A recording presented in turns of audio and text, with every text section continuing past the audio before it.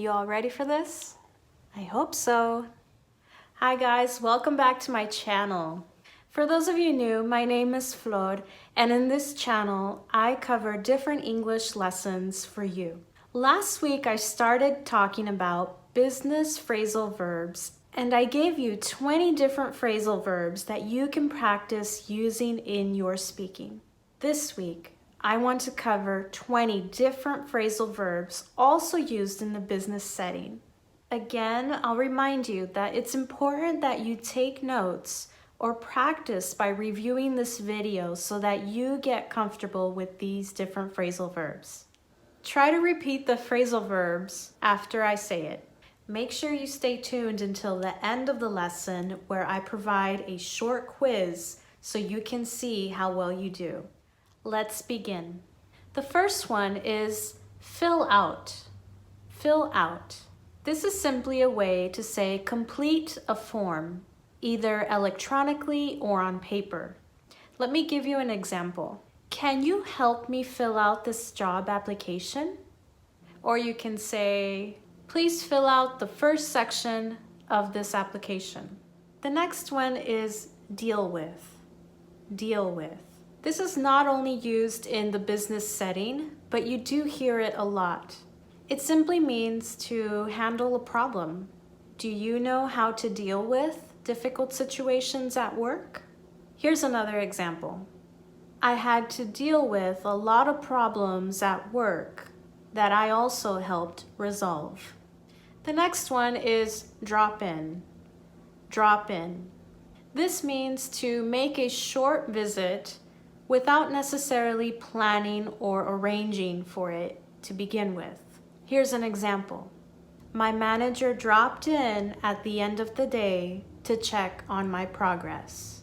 Also, some places that you go, you need an appointment, and they will say, you can't just drop in. You have to schedule it in advance.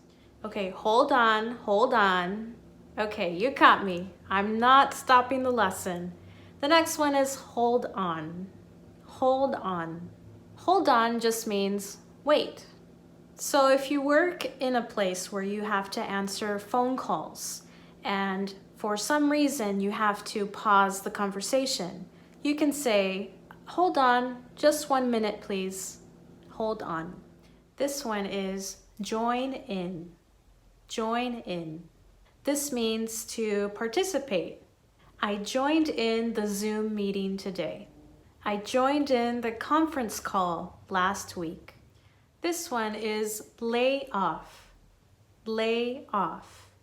This is when someone is fired, or another way to say is let go of their job. The company laid off hundreds of workers this past year. Lay off. Run out of. Run out of. Naturally, it sounds more like one word where you combine the words put together. Run out of. Run out of. This means when you have no more of something. I ran out of office supplies, so I will go buy some more. Number 8, take over. Take over. When you begin to have control or responsibility over something. The chairman took over the company after the CEO was fired. Number 9, cut back. Cut back. This is to reduce something. We have to cut back on our expenses so we can save some money. Ready for the next one? Get ahead. Get ahead. This is to be successful in your career, to get ahead of others. So this is an example. Work towards your goals so you can get ahead in life. The next one is burn out. Burn out. This is when you work really hard at something, a bit too fast, to the point that you become stressed and very tired, exhausted. Don't work too much or you'll be burnt out quickly. The man worked 12 hours a day and slept very little, so he got burnt out. If you're in a meeting and you want to say something, then this is the phrasal verb to use. Bring up. Bring up. This means to say or introduce a topic. I brought up some possible ideas for the next project at the meeting. The next one is chip in. Chip in. This means to provide some help.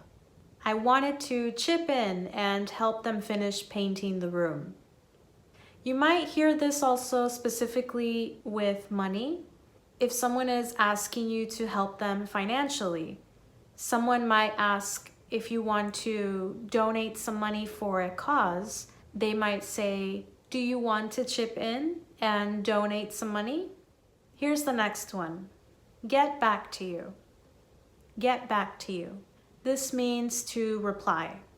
So if you leave your own voicemail on a phone, you can say this in your message. Please leave a message and I'll get back to you as soon as I can. Number 15 is draw up. Draw up. This is when you have to prepare something official like a contract. I drew up the contract and had the client sign it. Number 16, roll out. Roll out. To introduce something. My manager wants to roll out a new program to help pay for students' education. Number 17, came up. Came up. To create something new. I just came up with a great idea. He came up with a new way to increase his clientele. Number 18, get across. Get across. This means to effectively be able to explain an idea. I created a PowerPoint presentation to get my point across. Number 19, get by. Get by. This means to survive a situation with just enough money. I had to get by with barely any money in college. The man lost his job last week and had to get by with just enough money for food. And the last one, get through. Get through. To finish something that is challenging. I got through a very difficult time and I am better now. You ready for a quiz? Okay, let's see if you know how to use these phrasal verbs. I have 5 questions for you. Choose the best phrasal verb and I'll provide the answer for you after, so you can check. Number 1, he blank a good idea for the fundraiser. Is it he brought up, he cut back, or he laid off? If you chose A, he brought up, you are correct. He brought up a good idea for the fundraiser. Number 2, she blank our meeting after we sent her the invitation. Is it A, got by, B, fill out, or C, joined in? If you said C, you are correct. She joined in our meeting after we sent her the invitation. Number 3, I hope we don't blank paper in the office since we use so much. What would you choose? A, I hope we don't chip in. B, I hope we don't get across. Or C, I hope we don't run out of. If you said C, you are correct. I hope we don't run out of paper in the office since we use so much. 2 more questions. Number 4, I want to apply to work for this company, but they want me to blank a 10-page job application. Is it A, burn out, B, fill out, or C, get by? The answer is B, fill out. They want me to fill out a 10-page job application. And the last one, my lawyer blank a new written contract with new terms and conditions. A, fill out, B, drew up, or C, get through. The correct answer is B, drew up. My lawyer drew up a new written contract with new terms and conditions. So how did you do? 5 out of 5? 4 out of 5? If you want more practice, you can check out the description box. Also, if you haven't checked it out, check out my other social media so that you can stay connected with me as well. Well guys, that's it for me for today. I hope you learned something new in this lesson and you join me next time for another English lesson on strong academic vocabulary that can also be applied in academic and business settings. To help support my channel, please like and subscribe down below. I hope you all have a good and safe week. Till next time, take care.